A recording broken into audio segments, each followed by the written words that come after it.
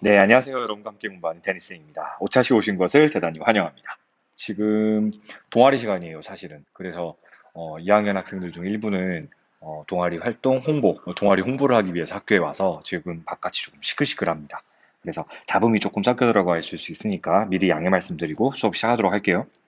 지난 시간까지 조금 쉬어가는 타임이었다고 생각합시다. 너무 빡빡하게 수업을 해서 좀 힘들까 봐 쉬어가는 타이밍으로 약간 수업 시간을 짧게 짧게 구성을 했었어요.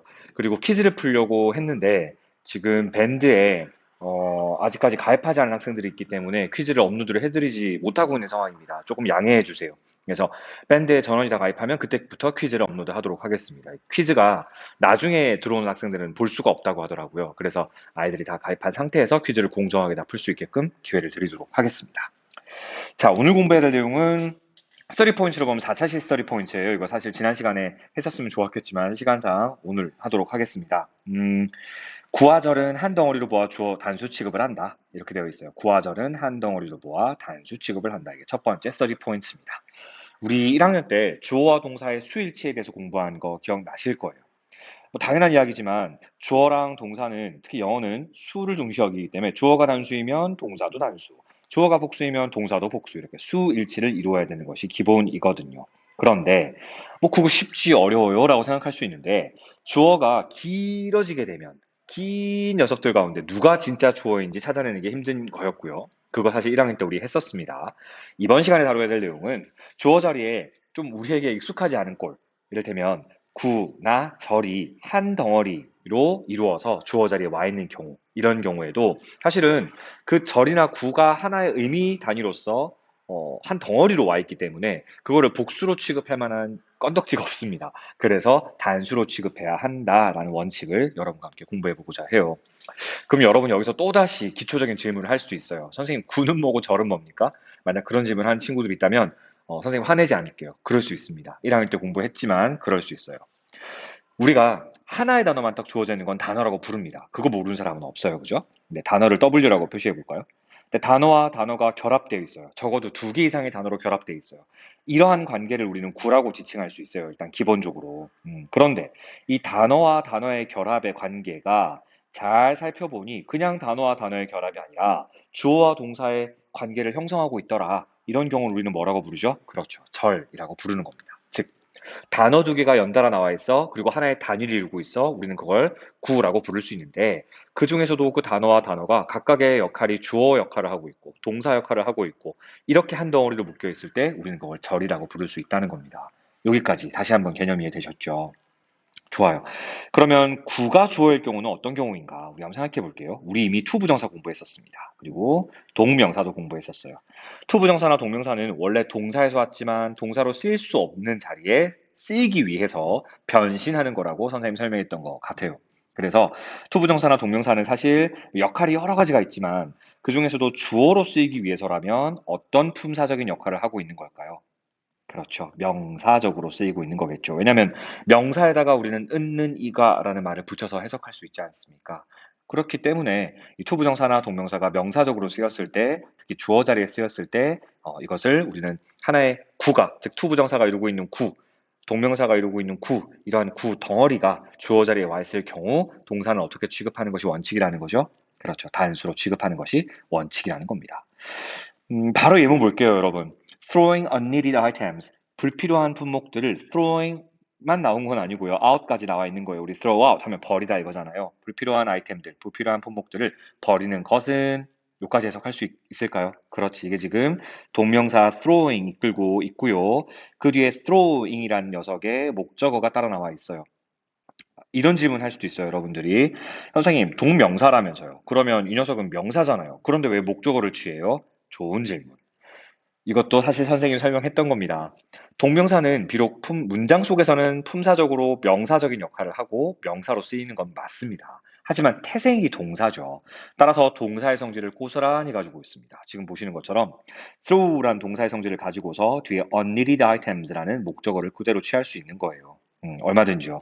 그래서 throwing unneeded items out 전체가 하나의 동명사 구라고 보셔야 되고요. 지금 딱 보시는 것처럼 문장의 맨 앞에 있습니다. 그럼 대체적으로 우린 이거 주어겠구나라고 합리적으로 의심해 줄 수 있어요. 자, 동명사가 이끌고 있는 식구들 한 대 뭉쳐서 동명사 구라고 부르는데 이런 동명사 구가 주어 자리에 있다? 그럼 이거는 어떻게 취급해야 되죠? 그렇지, 단수 취급이요. 그럼 hurts와 hurt 중에 어떤 게 단수 동사예요? hurts가 단수 동사죠. 우리는 주어가 3인칭 단수일 때 동사 뒤에 s나 es를 붙인다. 이거 우리 중1 때 배운 거 아닌가요? 그거 활용하는 거라 보시면 됩니다. 내용 다시 한번 볼까요, 그러면? 불필요한 품목들을 버리는 것은 only hurts. 단지 다치게 할 뿐이다 이겁니다. For a while. 잠시 동안만. 잠시 동안만 마음이 좀 상하고 말 뿐이다 이거예요. 여러분 최근에 뭐 비우기 되게 유행하는 거 알고 계시죠? 그 뭐라고 명시하는 게 있던데요. 선생님 요새 단어들이 좀 깜빡깜빡해져요. 비우고 사는 거. 막 이렇게 맥시멀리스트처럼 사는 게 아니고 뭐 영어로는 미니멀리즘이라고 합니다. 우리나라 말도 미니멀리즘이라고 표현하는지 모르겠어요. 최대한 많이 비우고 사는 거예요. 사실 불필요한 품목들 쌓아두고 쟁여두고 살기보다는 그냥 바로 버리는 거. 버리는 그 순간은 아 내가 저 물건 또 쓸 것 같은데 하고 마음이 좀 hurts 아플 뿐이죠. 그 순간만 아플 뿐이란 얘기예요. 그것도 for a while 잠시 동안만 아플 뿐이란 이야기를 해주고 있는 예문이었습니다. 두 번째는 바로 가보죠. living conditions라고 했습니다. 여러분 여기서 조금 주의해야 될 게 있어요. living 이렇게 ing로 시작하면 선생님 이거 동명사 구입니다. 동명사 구면 무조건 정답은 단수 취급하라고 했으므로 정답은 was입니다. 이렇게 판단하시면 조금 난처한 상황이 생길 수 있습니다. 왜냐하면 이미 우리가 알고 있기에 이렇게 ing로 끝나는 녀석은 동명사일 수도 있지만 동시에 뭐일 수도 있었어요? 그렇지. 우리가 공부했던 현재 분사도 ing로 끝나는 개념이었거든요. 그런데 동명사와 현재 분사는 품사가 다르죠. 동명사는 아까 얘기했던 것처럼 명사예요. 하지만 현재 분사는요, 품사가 형용사죠. 그래서 하는 역할이 달라요. 의심은 해보셔야 돼요. 만에 하나 여기에 사용된 living이 현재 분사라면 뒤에 나오는 conditions라는 명사를 꾸미고 있는 형용사처럼 여러분이 인식을 하셔야 되는 게 맞는 겁니다. 선생님, 근데 그걸 제가 어떻게 알아요? 해석을 통해서요. 좋습니다. 그럼 동명사처럼 해석을 해볼게요. 만약 living이 동명사라면 초록색 걸로 표시해 볼게요. living이 만약에 동명사라면 뒤에 있는 conditions는 living이라는 동명사의 목적어 역할을 하고 있는 거겠죠. 그래서 조건들을 살다라고 해석하시면 돼요. 조건들을 사는 것이라고 하면 정확한 해석이 되겠죠. 근데 해석이 돼요, 여러분? 조건들을 사는 것, 그게 무슨 말이에요? 조건들을 사는 것? 벌써 우리나라 말로도 말이 안 되죠. 느낌이 초록색은 뭔가 이상해라는 게 오셨어야 돼요. 그러면 현대분사로서 말이 되는지를 보자고요. living conditions. 직역을 하면 살아있는 조건들이고요. 우리가 보통 living을 해석할 때 살아있는이라고 해석하는 것이 아니고 살아가는이라고도 해석할 수 있어요. 살아가는 데 필요한 조건들, 생활 여건들. 그걸 living condition이라고 하는 거거든요. 그럼 사실은 우리가 예측했던 대로 형용사로 쓰인 것이 맞고요. 뒤에 있는 conditions라는 명사를 꾸미고 있는 형용사로 쓰인 거 맞고요. 형용사로 쓰인 거라면 이 녀석은 동명사가 아니고 현재 분사입니다. 그럼 주어는 누구예요? living이 아니고 conditions가 주어가 되는 거죠. 이해되시나요? 따라서 정답은 conditions하고 복수 명사이므로 동사도 복수, 따라서 정답은 were가 되는 겁니다. 생활 여건들은 terrible, 끔찍했습니다. disease, 질병은 was spreading quickly, 재빠르게 퍼져나갔습니다. 코로나 시대에 사실 코로나 시대를 얘기할 수는 없겠네요. 왜냐하면 생활 여건은 우리 풍족한 상태에서 코로나를 맞이했거든요. 예전에 유럽 14세기를 휩쓸었던 그 패스트 같은 질병들의 경우 사실 패스트란 질병이 더욱더 급속도로 확산될 수 있었던 데에는 열악한 생활 여건도 있었다는 거죠. 좋습니다. 이제 두 번째로 가볼게요. 이제는 구가 아니고 절이 주어야 됩니다. 근데 여러분 나중에 혼자 공부하실 때 분명 이거 물어볼 친구들이 있을 것 같아요. 선생님 위에서 투부정사구, 동명사구 둘 다 주어로 사용될 경우 이렇게 단수 취급한다면서요. 근데 왜 투부정사 예문 안 실어 두셨어요? 이렇게 아주 기발한 질문한 친구들이 많더라고요. 사실 여러분 투부정사가 주어로 쓰이는 거 그거 영어에서 좋아한다고 했었나요? 그쵸. 좋아하지 않는다고 했어요. 굳이 꼭 투부정사를 주어로 써야 하는 케이스라면 어떻게 한다고 했었어요? 기억나실 겁니다. 그 자리를 가주어 is로 채우고 진짜 주어인 투부정사는 문장의 맨 뒤로 보낸다라고 했던 거 기억나실 겁니다. 그래서 투부정사가 주어로 쓰일 때는 주로 물론 주어 자리에 와 있는 경우도 있긴 해요. 근데 대부분의 경우에는 어, 진짜 주어 자리에는 가주어 is를 앉혀놓고 자기는 맨 뒤로 물러나는 형태를 선호하는 거죠. 그래서 사실은 주어 자리에 투부정사가 오는 경우는 드물기 때문에 선생님이 예문을 안 실어둔 거라 보시면 돼요. 되셨나요? 좋습니다. 절이 주어인 경우 가볼게요. 절이 주어라고요? 그러면 주어 동사를 갖춘 녀석이 또다시 주어 역할을 한다고요? 얼마든지 그럴 수 있어요. 자, 주어 동사 다 갖춘 하나의 절 앞에 이 절을 이끌어주는 이른바 종속 접속사라든지 종속절을 이끌어준 접속사를 종속 접속사라고 한다고 했죠. 혹은 의문사라든지 이러한 녀석들이 자기 안에다가 종속절의 주어, 종속절의 동사, 이런 속절을 끌고 다니면서 하나의 덩어리로 쓰일 때가 있습니다. 그렇게 되어서 이게 만약 주어 자리에 쓰이게 되면 결과적으로는 지금 동사 자리에 뭐가 와야 되는 거예요? 잠시만요. 이게 전체적으로 주어 자리에 쓰이게 되면 동사 자리는 반드시 단수 동사가 되어야 한다라는 걸 선생님이 얘기해 주고 싶었던 겁니다. 자, 예문 바로 볼게요. How you will correct your mistakes. 이라고 했습니다. 여기 오타가 하나 있어요. 선생님 이런 오타는 일부러 내는 거라 그랬죠. 수업 잘 들으라고. Your mistakes입니다. 네가 너의 실수들을 어떻게 correct, 정정하느냐, 수정해 나가느냐. 이거 어떻게 뭐뭐 하느냐라고 번역해 주시면 되는 겁니다. how라는 의문사가 이끌고 있고요. 그 의문사가 이끌고 있는 절 속에 you라는 주어랑 will correct라는 동사가 있어요. 즉, 그럼 이거는 일종의 의문사절이라 볼 수 있겠죠. 의문사 how가 이끌고 있으니까요. 그럼 이 의문사절이 주어 자리에 왔기 때문에 동사 바로 앞에 있는 mistakes만 보고 선생님 주어 복수예요. 정답 are입니다. 이런 실수를 범하지 않으시길 바래요. 절 전체가 주어입니다. 그렇다면 결과적으로 절이 전체 주어일 때 어떻게 취급해야 한다고요? 역시 단수 취급. 따라서 정답은 is가 돼야 되죠. 즉, 여러분 실수를 할 수 있어요. 사람은 누구나. 하지만 네가 말이야. 여러분이 실수를 어떻게 수정하느냐. 그것이 사실 문제라는 거죠. 어떻게 수정하느냐. 이게 문제라는 겁니다. 오케이. 자, 바로 두 번째로 넘어갈게요. Whether you leave or not. 이거 정말 많이 쓰는 표현입니다. 네가 떠나건 떠나지 않건 간에 이 whether가 이끌고 있는 절도 사실은 명사절이고요. 명사절이니까 당연히 주어 자리에 쓰일 수 있는 거고요. 이 절 전체가 지금 주어 자리에 와 있는 거라 보시면 됩니다. whether라는 표현 뒤에 주어, 종속절이 주어, you, 종속절이 동사, leave까지 쓰여서요. 이런 whether가 이끌고 있는 절 전체가 하나의 명사절로서 역시 주어 자리에 쓰일 수 있는 거예요. 그럼 결과적으로 절이 주어이니까 동사는 당연히 단수 취급 is가 돼야 되겠죠. 그래서 whether you leave or not, 네가 떠나든 떠나지 않든 그건 너의 선택이야 라는 표현이에요. is your choice 이렇게 되는 겁니다. 그럼 절이 주어인 경우 선생님 이거 조금 더 다양한 케이스를 얘기해 주실 수 없나요? 라고 하신다면 선생님 옆에 정리해 둔 것처럼 자, that 절도 명사절이고요. 그 다음에 whether 절도 명사절이에요. 의문사가 이끌고 있는 거, 우리 흔히 말하는 간접 의문문이라고 부르는 것들, 이런 것들도 역시 의문사절, 하나의 절로서, 하나의 덩어리로서 주어 자리에 오게 되면 단수 취급을 해 주셔야 돼요. 그거 외에도 혹시나 뭐 여러분 whatever 이런 표현들 알고 계시죠? whatever 혹은 whoever 같은 복합관계 대명사가 이끌고 있는 그런 복합관계 대명사절이요. 옆에다가 추가해 둘까요? whatever가 이끌고 있는 절이랑 그래서 whatever 절, 그 다음에 whoever 같은 것이 이끌고 있는 whoever 절 이런 것이 주어 자리에 왔을 때에도 역시 단수 취급을 해 주시는 게 좋을 것 같다는 겁니다. 이해되셨죠? 오케이, 좋아요. 그 다음 세 번째로 갑니다. 앞절 전체를 선행사로 받는 관계대명사는 어떻게 그럼 또 나와야 되는 걸까라고 보자면 앞절 전체로 받는 관계대명사 흔히 우리는 그런 걸 which가 받습니다. that은 이런 자리에 쓰일 수 없다라고 이야기했었던 거 기억나시죠, 여러분? 네. 앞에 나온 문장 전체를 받는 관계대명사는 주로 which가 그 역할을 담당한다라고 이야기했었어요. 그래서 지금 여기 보시면 which가 나와 있는 겁니다. Suicides are on the rise. 너무 슬픈 일이에요. 자살이 be on the rise 하면 증가 추세에 있습니다 정도의 표현이에요. 자살은 증가 추세에 있습니다. 그런데 그러한 사실은요. 자살이 증가 추세에 있다는 사실 전체는요. 이렇게 위치로 받았어요. 이제 문제는요. 그럼 앞에 나온 문장 전체를 위치가 받았는데 동사는 그럼 어떻게 취급해야 돼? 라는 문제가 생길 수 있습니다.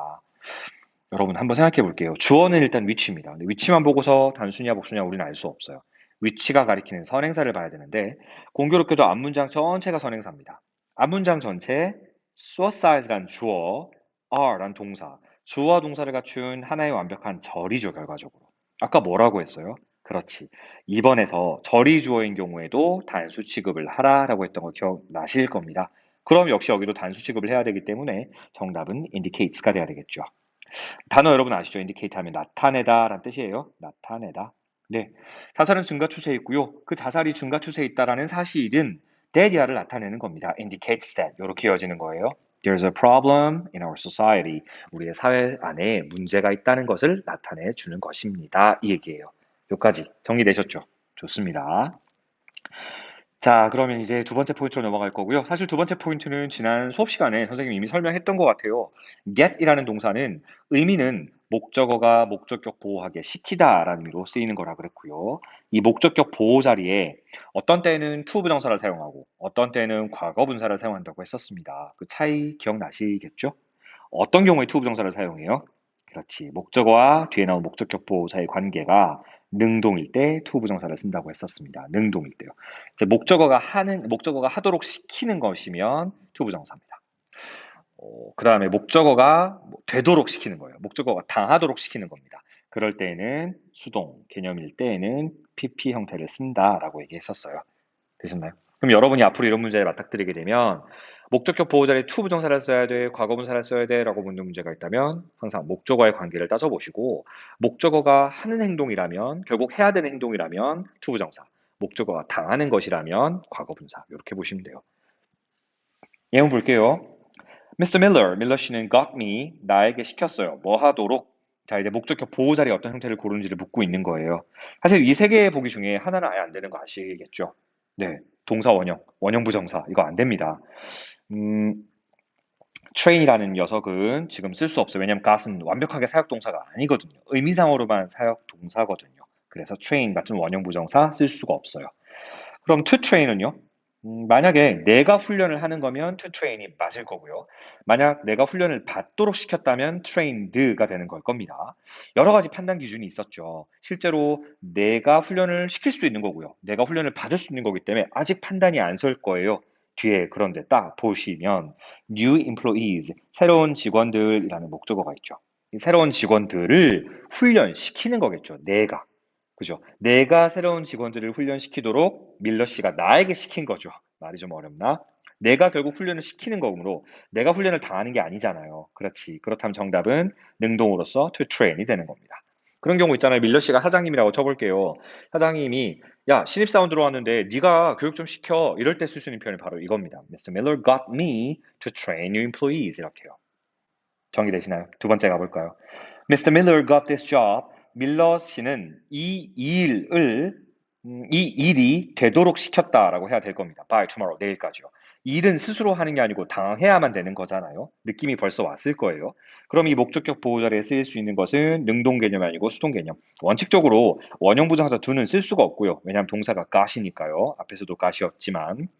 그럼 to do냐 done이냐의 문제로 압축이 된 것이고 일은 스스로 하는 게 아니고 일은 되어지는 것이므로 정답은 done이 돼야 되겠죠. 뭐 10번 양보해서요. 여러분이 또 의인법을 신봉하는 사람이라면 아니 선생님 일이 시킬 수도 있는 거죠. 선생님이 숙제가 있어서 제가 일을 하는 건데요. 뭐 이런 얘기 하는 친구도 있을지 모르겠습니다만 그렇다 손 치더라도 만약 일을 시키는 거면 어떤 일을 시키는 건데 여기 목적어가 있었어야 합니다. 그런데 보시다시피 목적어가 없어요. 그 말은 결국 수동 개념으로 보아야 한다라는 거겠죠. 따라서 정답은 무조건 done입니다. 되셨나요? 좋아요. 이제 마지막은 사실 업버 포인트라기보다는 수거적 개념으로 보시면 좋을 것 같아요. 요 단어 아시려나 모르겠습니다. replace란 단어예요. 다시 한번 replace. 어떤 의미일까요? 여러분 place란 단어가 일단 기본적으로 위치시키다라는 동사로 쓰인다는 걸 알고 계시죠? 네, 물론 장소라는 의미도 있지만요. 이 place라는 것이 동사로 쓰였을 때는 위치시키는 겁니다. 한 번 위치시켰는데 그 위치시킨 물건에다가 물건 자리에다가 replace 다시 위치시키는 거예요. 자, 예를 들어 여러분이 지우개를 딱 여기 뒀어요. 책상 왼쪽 모서리에다가 그 자리에다가 이 자리 마음에 안 들어 이러고는 그 자리에 볼펜을 다시 위치시켰어요. 그건 뭐 하는 거예요? 지우개 자리를 뺏고 그 자리에 볼펜을 위치시키는 거잖아요. 결국 지우개를 볼펜으로 대체하는 거죠. 그렇지. 그래서 이것을 대체하다라고 이해하시면 됩니다. substitute도 거의 흡사합니다. 보시면 돼요. 그래서 replace, substitute A with B라는 구문을 만들어 볼 수 있을 겁니다. 그런데요, 여러분, 여기서 한 가지 주의해야 될 게 있어요. A를 B로 대체하다라고 우리는 보통 번역을 하면 되거든요. A를 B로 대체하다. 의미는 똑같은데요. 이 substitute란 녀석은 잠깐만요. 여기 오타가 있는데 난리가 났네요. 급하게 프린트를 만들다 보니 substitute S하고 I 사이 T가 빠졌네요. substitute 오케이 대체하다라는 겁니다. 자 그러면 이 대체하다라는 단어가 쓰였을 경우 A with B의 수거를 구상할 수도 있는데 B를 먼저 쓸 수도 있습니다. 즉 말하는 뭐 듣는 사람에게 말을 듣는 사람에게 어떤 것으로 대체되는지의 정보를 먼저 주고 싶을 때는 be를 먼저 쓸 수도 있어요. 근데 replace는 이런 자리에 못 씁니다. 반드시 substitute라는 동사를 써야 되고요. 그럴 때 A는 뒤로 가잖아요. 그러니까 B로 대체해서 A를 대신해서 라는 표현으로 쓰는 거거든요. 그럼 이 자리에 적합한 전치사는 뭘까요? 좀 어려운 문제긴 한데 substitute 만약 B 무엇으로 대체되는지를 먼저 얘기해 주고 싶을 때에는 반드시 전치사 for를 써주셔야 돼요. 이 수건 꼭 기억해 두시기 바랍니다. 또 이런 질문하면 선생님 그럼 substitute B with A는 안 돼요? 네, 그거는 안 돼요. 그건 안 되고 A with B는 가능합니다.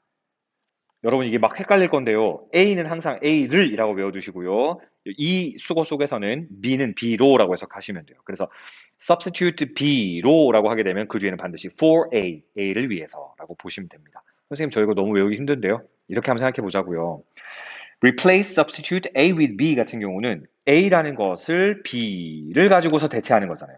즉, 여러분 아까 선생님이랑 지우개 놓는 거 상상했죠. 이미 지우개가 놓여져 있죠. 그 지우개를 바꿔주는 거예요. 뭐로? 손에 쥐고 있는 볼펜으로요. 그래서 볼펜을 가지고서 지우개를 대체해 주는 거니까 with B라고 써주는 겁니다. 지우개를 가지고서, 지우개가 볼펜을 가지고서 with 볼펜 이렇게 되는 거라고요.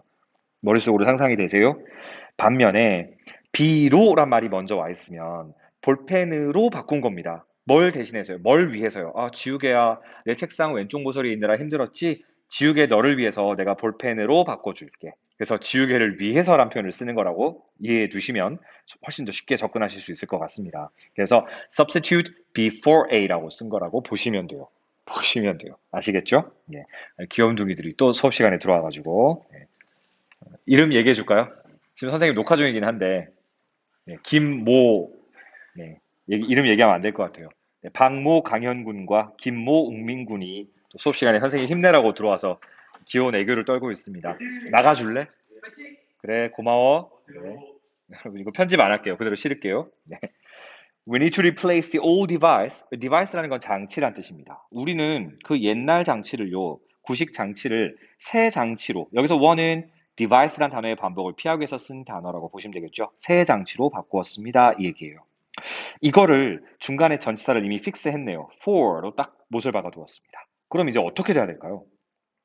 for를 쓰게 되면 for는 뭐뭐를 위한 이런 의미로 쓰이는 전치사니까 이것을 위해서 너무 힘들었지 이것을 위해서 새로운 것으로 바꿔주는 거니까 새로운 것으로가 먼저 와야 되겠죠. 따라서 new one이라고 써도 상관은 없는데요. 영어는 사실 앞에서 나온 단어의 반복을 피하기 위해서 쓰는 게 one이었으니까 우리는 이 단어가 뭘 대신하는지 알고 있잖아요. new device라고 쓸게요. 뒤에는 for 옛날 기계가 힘들었으니까 그 옛날 기계를 위해서 새 기계로 바꿔준 거잖아요. old one. old device라고 해도 돼요. 네, 역시 단어의 반복을 피하기 위해서 선생님은 old one으로 바꿔 써보겠습니다. 이해가 되시죠? 수거처럼 암기해 주시기 바랍니다. 자, 시간상 우리는 바로 본문으로 들어가 보도록 하겠습니다. 단어 설명을 좀 빠르게 할게요. 밑에 보시면 drag라는 단어가 보일 겁니다. drag. 우리 마우스 drag and drop 이란 표현 쓰나요? 질 끌어가지고 딱 놓는 거, 정보 같은 거, 윈도우 화면에다가. 그래서 drag라는 것은 질질 끌다라고 보시면 됩니다. 잠시만요. 네, 끌다라고 정리해 주시면 됩니다. drag. 자, 그 다음에, 근데 뭐, 우리 보통 물건을 끄는 것도 있지만요. 심리적으로도 질질 끌리는 것도 우리는 drag라고 표현합니다. 자, 그 다음 단어는 별표. 너무 중요해요. 왜냐면 헷갈리는 단어, 헷갈리는 친구들이 많거든요. 위에다가 일단 literally라고 하는 것은 부사이고요. 이것의 형용사 형태가 정말 많이 헷갈리니까 literal이라는 형용사로 점검을 좀 해볼게요. 자, 이 녀석과 헷갈리는 두 녀석을 위에다가 더 써드릴 겁니다. literate이라는 것도 역시 형용사고요. 그 다음에 literary라는 것도 역시 형용사예요. 아, 머리가 벌써 아파지려고 하죠. 너무 비슷하게 생겼죠, 전부. 자, 첫 번째, literary라고 하는 거, 이것은 우리가 흔히 얘기하는 literary works라는 표현으로 많이 쓰는 문학이란 뜻입니다. 문학의. 그래서 우리가 문학 작품을 영어로 literary works라고 하거든요. 문학 작품들을 literary works라고 합니다. 이것은 문학에 관한 내용이에요. 두 번째 형용사가 어떤 의미인지 혹시 여러분 아시겠어요? literate, literate. 최근에 현대인들은 거의 literate하다고 저는 개인적으로 생각해요. literate이라고 하는 것은 글을 읽고 쓸 줄 아는 능력을 가리켜요. 그래서 읽고 쓸 줄 아는 정도로 보시면 돼요. literate. 이거 반어가 사실은 더 유명하거든요. illiterate 하게 되면 이것이 글을 읽고 쓸 줄 모르는 걸 뭐라고 불러요? 네, 문맹의라고 부르죠. 문맹의라고도 부릅니다. 명사 형태로도 많이 써요. 글을 읽고 쓸 줄 아는 능력을 그래서 뭐라고 부르냐면 literacy라고 하거든요. 글을 읽고 쓸 줄 아는 능력, literacy라고 합니다. 그럼 역시 반의어적 개념으로 글을 읽고 쓸 줄 모르는 것은 illiteracy라고 하겠죠. 패드가 바꿀 때가 돼가나 봐요. 이 녀석이 자꾸 선생님 손가락을 펜으로 인식을 하는 경향이 있어요. 선생님 손가락이 펜처럼 또 얇기도 하지만 펜으로 자꾸 인식을 합니다. illiteracy 하면 문맹이 되겠죠. illiteracy 하면 문맹이 되고요. literacy 하게 되면 글을 읽고 쓸 줄 아는 능력을 가리키는 표현입니다. 정리되셨죠? 이제 마지막 단어입니다. literal이라고 하게 되면 이것은 바로 글자 그대로의, 글자나 말 그대로의 이런 뜻입니다. 이도 종종 물어보잖아요. 친구가 한 말에 저의를 파악하지 못할 때 Hey, what's the literal meaning of your saying? 네가 한 말의 말 그대로 의미가 뭐야 도대체? 이런 식으로 물어볼 때가 있습니다. 그래서 literal 하면 말 그대로의, 글자 그대로의 라는 의미가 되기 때문에 요거의 부사 형태인 literally 하게 되면 뭐 글자 그대로의, 말 그대로의, 뭐 혹은 문자 그대로 정도의 부사 표현이라 보면 돼요. 글자나 문자 그대로 정도로 해석하시면 부사적 표현이 되겠네요. 자, 이제 마지막 단어는 아닌데 선생님이 계속 마지막 단어 얘기를 원하나 봐요. refresh란 단어는 사실은 동사입니다. 타동사로서요. 우리 refresh란 표현 정말 많이 쓰는데 기운을 되찾아주다. 뭐 약간 기운을 되찾게 하다 이런 뜻이에요. 기운을 되찾게 하다. 좀 쉬운 말로 재충전하다라고 하나요? 그런 식으로도 많이 써요. refresh, 재충전하다. 여러분은 보통 힘들 때 어떤 걸 하면 재충전이 되세요? 저는 오렌지 주스 같은 거 마셨을 때 재충전이 되기도 하고 박하사탕 같은 거 먹어도 재충전이 됩니다. 그런 식이 재충전이 되는 요소들이 또 있죠. refresh. 그리고 또 그래서 종종 살다 보면 재충전을 시켜주는 것들 있잖아요. 그런 것들 우리가 refreshment라고 하는데요. refreshment가 여러분을 재충전시켜주는 간식거리, 간식을 나타내는 표현이기도 해요. 사탕이나 뭐 민트류 이런 것들을 전부 refreshment라고 합니다. 오케이, next word, schoolwork이라는 단어가 있네요. 자, 이거는 말 그대로 학교 공부를 schoolwork이라고 합니다. 당연히 명사겠고요. 동사로는 잘 안 쓰이는 표현이라 보시면 돼요. strike a balance 이거 많이 쓰는 형용사, 많이 쓰는 수거입니다. strike a balance. 밸런스라는 건 원래 균형이거든요. 그리고 strike는 뭔가를 딱 하고 치거나 맞추고 뭐 이런 거예요. 그래서 strike a balance 하게 되면 이것은 균형을 맞추다라고 보시면 좋겠네요. 균형을 맞추다. 자, 좋습니다. 그러면 이제 우리는 본격적으로 예문 한번 들어가 볼게요. 여러분, 지난 시간 같이 우리 공부했던 내용은 스트레스가 인류의 생존에 도움되긴 했어요. 그리고 근데 왜 사람들은 스트레스를 문제라고 인식한다고요? 왜냐하면 스트레스 반응들이 생각보다 좀 심각한 영향을 미치거든요. 신체적으로까지 안 좋은 영향을 미치거든요. 라는 것까지 우리 지난 시간에 읽었던 겁니다. 좀 더 가보죠. What do we need to do to deal with it? 이라고 했습니다. 우리는 그럼 어떤 일들을 해야 할 필요가 있을까요? To deal with it. 자, 선생님 여기 노란 색깔로 표시해 둔 건 단어 혹은 수거 의미 정확하게 기억해 두시라고 표시해 두는 거라고 했죠. 자, deal with라고 하는 것은 어떠한 일이나 사건을 다루다라고 이해하시면 돼요. 그럼 여기서 말하는 it은 뭘 가리키는 거겠어요? 바로 그 스트레스적 상황을 얘기하는 거겠죠. 그런 스트레스적인 상황 혹은 스트레스가 주는 여러 가지 증상 이런 것들을 우리가 어떻게 다루어야 될 필요가 있는 걸까요? 라고 질문하는 겁니다. 즉 스트레스에 대처하기 위해서 우리는 도대체 무엇을 해야 할 필요가 있는 겁니까? 라고 이제 기자가 질문을 한 겁니다. 거기에 대해서 전문가가 답변을 시작하는 거죠. We all know that 우리는 모두는 알고 있습니다. The best response 가장 최고의 반응은 바로 to fight and solve the problem. 그렇죠. 문제에 피하지 말고요. 문제에 맞서서 해결하는 겁니다. 문제와 싸워서 해결하는 거라는 사실을 우리 모두는 알고 있어요. 이거 모르는 사람 누가 있습니까? But 그런데 it's not always easy to do so. 그렇게 하는 것이 항상 쉬운 것만은 아니라는 거예요. 여기까지 무슨 얘기인지 이해되시나요? 자, 그렇게 하는 것, 요거는 사실은 앞에 누군가를 가리키고 있는 주어가 아니고 가주어이고요. To do so, 이게 바로 진주어라 볼 수 있는 거겠죠. 그리고 지금 여기에 보이시는 do라고 하는 것이 바로, 잠시만요. do라고 하는 것이 일종의 대동사적 개념으로 본다면 이 do는 뭘 대신 받고 있는 거예요? 그렇게 하는 것이 항상 쉬운 것이 아니라 방금 앞에서 뭐 한다고 했죠? 그렇지. Fight and solve the problem. 그걸 받고 있는 거라 보시면 돼요. 네. 그래서 문제에 맞서서 문제와 싸워서 그걸 해결하는 거 그것이 항상 쉬운 것만 아니라는 거예요. 여기서 한 가지 퀴즈. 그럼 작가는 문제와 싸워서 해결하는 것이 무조건 어렵다는 건가요? 그건 아니에요. 싸워서 쉬울 때도 있고 쉽지 않을 때도 있고 그럴 때 쓰는 게 바로 not always. 부분 부정이라고 했던 거 기억나시죠? 네. 쉬울 때도 있고 어려울 때도 있고 무작정 다 쉽지만은 않다라는 걸 얘기하고자 할 때 이런 표현 쓰는 겁니다. 여기까지 무슨 얘기인지 이해되시죠? 당연한 얘기잖아요. 우리가 문제와 싸워서 해결해야 한다는 거 모르는 사람 누가 있어요? 근데 그게 쉬워요? 아니요. 쉬울 때도 있지만 쉽지 않을 때도 있잖아요. 그 얘기입니다. In that case, 그러한 경우에, 자, 어떤 경우를 얘기하는 거예요? 예, 문제와 싸워서 해결하는 것이 쉽지 않은 경우를 얘기하는 거겠죠. 그런 경우에 the hormones, 이 호르몬들은 might make you want to run away라고 했습니다. make라는 사역동사 보이실 거고요. 그 뒤에 잠시만요. 이런 거 이제 표시를 굳이 안 해줘도 여러분 눈에 좀 보이셨으면 얼마나 좋을까요? 보이고 계신 거 맞죠? make 뒤에 목적어 자리에 you 왔고요. 목적격 보호 자리에 원형 부정사 want가 온 겁니다. 그래서 여러분으로 하여금 want to run away, 도망가고 싶게 만들 수도 있습니다라는 내용이에요. 그렇죠. 호르몬의 이상작용으로 여러분을 그러한 상황으로부터 벗어나게, 막 도망가게 만들어 버릴 수 있다는 이야기입니다.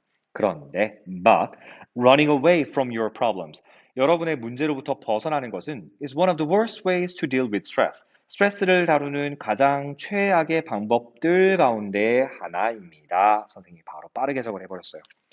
주황 색깔 표시가 되어 있네. 스터디 포인트 확인하는 거라고 했습니다. 좋아요. 여러분, but 이하에서 주어 한번 찾아보시겠어요? 주어. 이미 표시해놔서 눈치를 벌써 챘으려나? running부터 시작해서 problems까지가 전체 주어예요. problems 이 복수 명사만 주어가 아니란 이야기예요. 그렇다면 동사 자리에 왜 is가 왔는지 아시겠죠? 그렇지. running이라는 동명사가 이끌고 있는 동명사 구가 주어 자리에 왔기 때문에, 즉 동명사 구 주어가 왔기 때문에 결과적으로 동사는 반드시 단수 동사여야 하기 때문에 is가 쓰인 거구나라고 여러분 캐치해내셨으면 정말 정확하게 파악하신 겁니다. 즉 여러분의 어려움, 여러분의 문제점 이런 것들로부터 도망치는 것은 가장 최악의 방법들 가운데 하나입니다. 이거 우리 1학년 때도 배웠던 거 기억나실 거예요. one of the 복수명사, one of the 최상급 다음에 복수명사 쓴다고 했던 거 기억나시죠? 네, 그래서 가장 최악의 방법 중 하나입니다. 이 얘기예요. 잠시만요.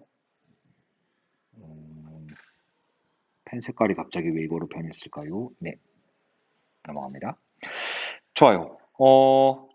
예를 들어서 for example 하고 예를 드는 연결어가 등장하네요. 예를 들어서 skipping school, 학교를 빠뜨려 먹는 거죠. 학교를 땡땡이 치는 겁니다. 한마디로. 네, 학교를 땡땡이 치는 것, 요까지도 동명사 주어입니다. 물론 동사 자리에 조동사가 와버려서 주어가 단수 취급되고 있다는 힌트를 주고 있지는 않아요. 하지만 어쨌든 skipping school이라는 건 동명사 주어로서 단수 취급해야 되는 녀석입니다. 학교를 땡땡이 치는 것은 may feel good at the time. 그때에는, 즉 그 당시에는 기분이 좋게 느껴질지도 모르겠습니다만, 여러분 학교 땡땡이 치면 그 순간은 기분 좋겠죠. 근데 그거로 끝인가요? 아이고 잘했다 이런 일들이 따라옵니까? 아니죠. 등짝 스매싱, 선생님의 잔소리, 너 왜 그랬니? 훈계, 난리 날 겁니다. 결국 it will drag, 여기서 말하는 it는 학교를 땡땡이 친 거를 얘기하는 걸 겁니다. skipping school을 얘기하는 걸 거예요. skipping school 한 것은 drag you, drag가 질질 끌고 가는 거죠. 당신을 질질 끌고 갈 겁니다. 어디로요? into even deeper, 비교급 강조 표현 even 체크되실 거예요. 훨씬 더 깊은 문제로 afterward, 이후에 끌고 갈 겁니다. 즉, 훨씬 더 심한 곤경에 빠지게 될 겁니다. 이렇게 의역하셔도 좋을 것 같습니다. 즉, 여기서 첫 단락에서 얘기하고자 하는 건 뭐예요, 여러분?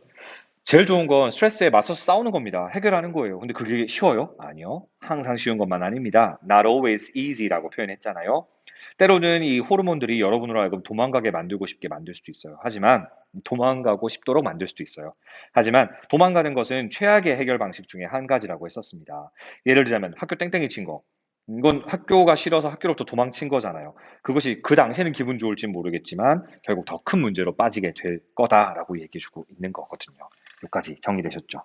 바로 그 다음 단락, next paragraph 넘어갑니다. 그럼 어떻게 하란 말이야? 바로 나오네요. A better way to deal with stress. 스트레스를 다루는 좀 더 나은 방식은요. is physical exercise. 뭐 하는 거라고요? 그렇지. 신체적으로 운동하는 거랍니다. 여러분 느낌이 오실지 모르겠습니다만 신체적으로 운동하는 것 이게 사실은 작가가 여러분에게 말하고 싶었던 핵심이 아닐까 싶어요. 그래서 이거는 보라 색깔로 좀 표시를 해볼까요? physical exercise. 스트레스라는 건 사실 피할 수 없는 겁니다. 우리 인간의 생존을 위해서는 어쩔 수 없이 있어야만 되는 존재예요. 그런데 이 스트레스가 주는 반응들이 우리 신체에 안 좋은 영향을 끼치기도 하잖아요. 그럼 어쩌란 말이야? 정답이 나왔네요. 운동하세요. 이게 글쓴이가 말하고자 했던 핵심이 아닌가 생각합니다. 운동이라는 거죠. 그것도 몸을 움직이는 운동이에요. physical exercise니까. 자, 그 다음 여러분 주의해야 될 게 나왔네요. 여기 지금 보시면 for라는 표현이 보입니다. 우리가 알고 있는 for는 전치사로서 뭐뭐 위한이라는 의미로 쓰이는 녀석입니다. 그런데 지금 보시면 아시겠지만요. 자, what부터 시작해서 어디까지? do까지. 이 전체가 사실은 선생님이 이걸 주황 색깔로 표시해도 괜찮았어요. 스터디 포인트에서 공부했던 거 한 번 더 복습하는 거라고 보시면 돼요. what이 이끌고 있는 절, 이것도 사실은 명사절이거든요. what절도 명사절입니다. 그럼 절이 주어에 왔으니까 동사 자리에 단수한 것도 확인되겠죠. 중요한 건요. for 뒤에 주어 동사가 왔다니까요. 아니, for는 전치사라고 알고 있었는데 전치사 뒤에 주어 동사가 올 수 있었나? 뭔가 이상하지 않습니까? 올 수 있기 때문에 쓴 거겠죠? 그렇다면 for는 전치사로 쓰인 게 아니라 주어와 동사를 이끌고 있는 녀석이 된 겁니다. 우리가 보통 영어에서 주어와 동사를 이끌고 있는 건 누가 하는 역할인데요? 그렇지, 접속사가 하는 역할이죠. 자, 그럼 for가 접속사로 쓰였을 때는 의미는 그대로 위한이라는 의미일까요? 아니겠죠.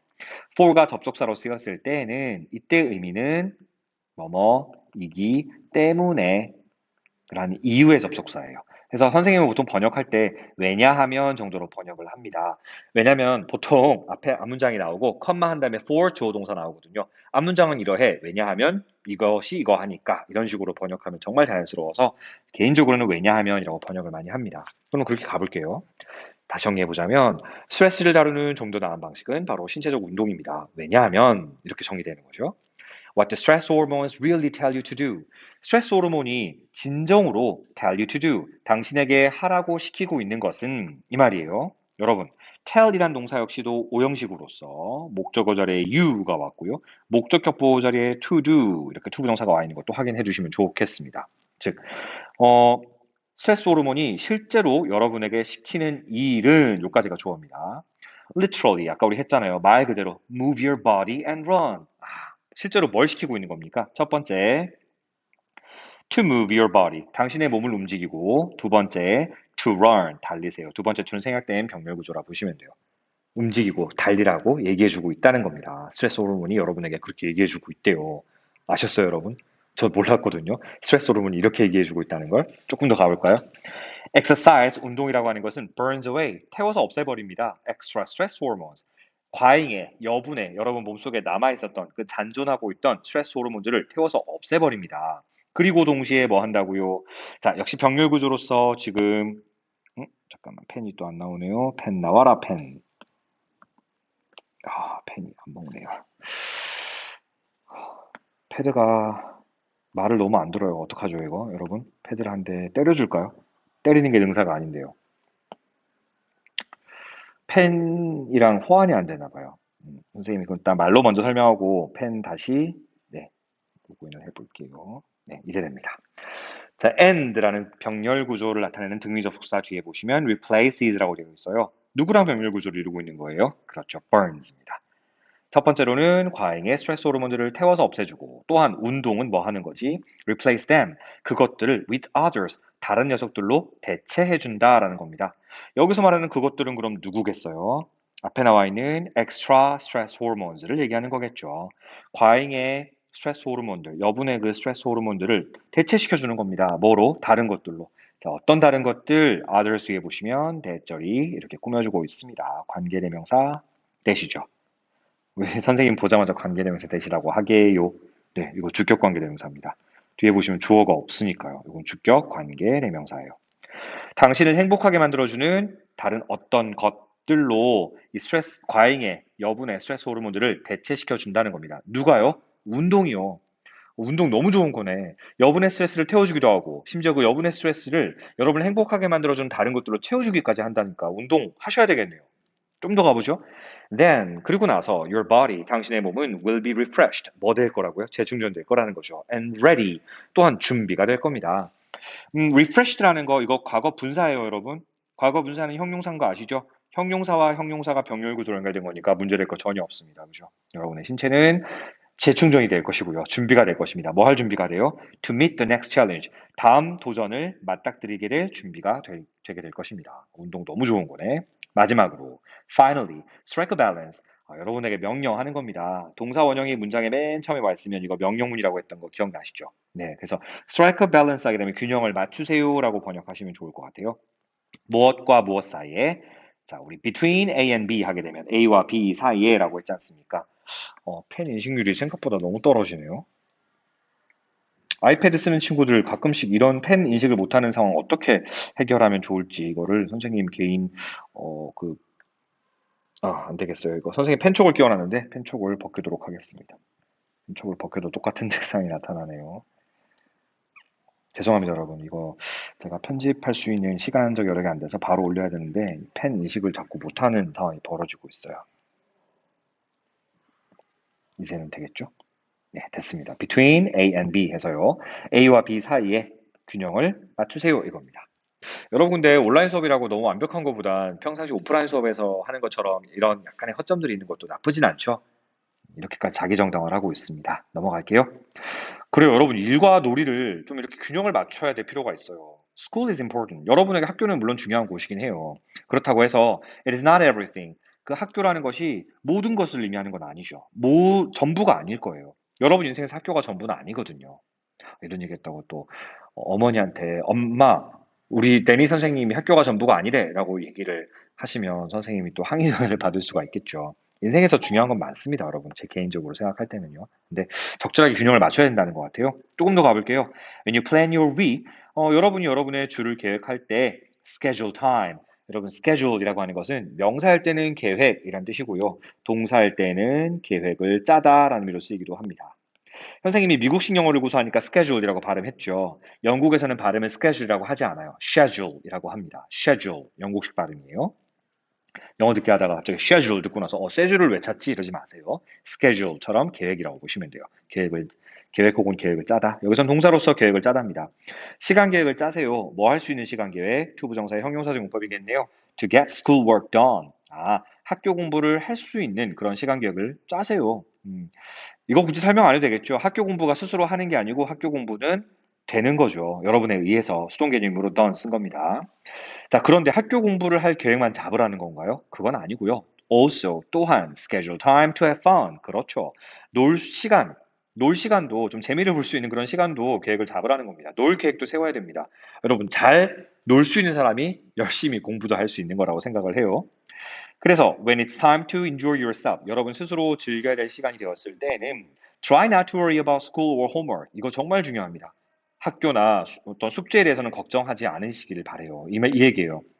걱정하지 않도록 애쓰시기 바랍니다. 이 얘기예요. 마지막 핵심이네요. Focus on having fun. 그러니까 즐거운 시간을 가지는 것에 집중하세요. 즐겁게 보내는데 집중하세요. 이 얘기입니다. 일과 그리고 또 휴식을 분리하는 거 사실 현대인들에겐 정말 어려운 과제일 겁니다. 선생님도 퇴근하고 나면요 온전히 쉬어야 되잖아요. 근데 뭐 직업병이라서 그런가? 어떻게 하면 영어를 좀 더 재밌게 가르칠 수 있을까? 어떻게 하면 영어 수업을 이 주제를 가지고 어떻게 수업을 하면 좋을까? 이런 고민들을 항상 합니다. 음, 음, 그러면 안 되는데요. 쉴 땐 쉬어야 되는데요. Question number 7 해결해 보죠. What is the best response to deal with stress? 스트레스를 다루는 가장 최고의 방법은 뭐예요? 우리 모두 알고 있는 바로 그거였죠. 그래, 맞서 싸우면 되는 거야. 뭐가 어려워?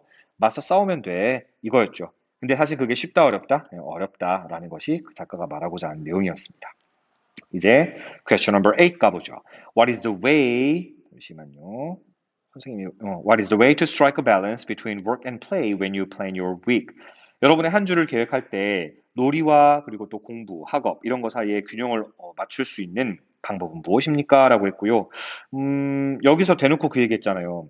Schedule time to get schoolwork done, but also schedule time to have fun. 두 가지를 동시에 계획해라 라고 했습니다. 즉, 공부할 계획만 세우지 말고 놀 계획도 세워라. 이게 핵심이었어요. 좋습니다. 여러분, 이제 2학년 시기를 온라인 수업과 또 오프라인 수업을 병행해서 시작을 했습니다. 여러분 이미 작년에 익숙했던 시스템이니까 크게 낯설진 않을 거라고 생각을 해요. 근데 스트레스가 있을 때 너무 쌓아만 두지 마시고요. 우리가 맺고 끊는 걸 잘해야 된다. 이런 표현 많이 쓰지 않습니까? 어르신들이 맺고 잘 일을 맺어주고 잘 끊고 이런 걸 잘해야 된다라고 하는데 사실은 그게 정말 맞는 말씀인 것 같아요. 하나의 일을 딱 끝냈을 때에는 자기 스스로에게 보상을 좀 주세요. 고생했어, 수고했어. 남들이 안 알아줘도 괜찮아요. 결국 인생은 혼자 가는 겁니다. 여러분 스스로가 스스로에게 잘했어, 수고했어, 칭찬해 주세요. 노래도 있지 않습니까? 뭐 수고했어 오늘도 이런 노래가 있어요. 그래서 여러분들이 스스로에게 자꾸자꾸 동기를 부여하시고 스스로 칭찬해 주시고 이렇게 하면 스트레스가 조금은 더 완화될 수 있지 않을까 하는 그런 생각을 해봅니다. 자, 여러분 다음 시간 온라인 시간은요. 아마 조민지 선생님께서 2시간 정도 업로드를 해 주실 겁니다. 선생님은 조금 쉬었다가 마지막 5차 시간에는 다다음 주쯤에 업로드를 해 드릴 거예요. 자, 모두 모두 수고하셨습니다. See you next time. Bye bye.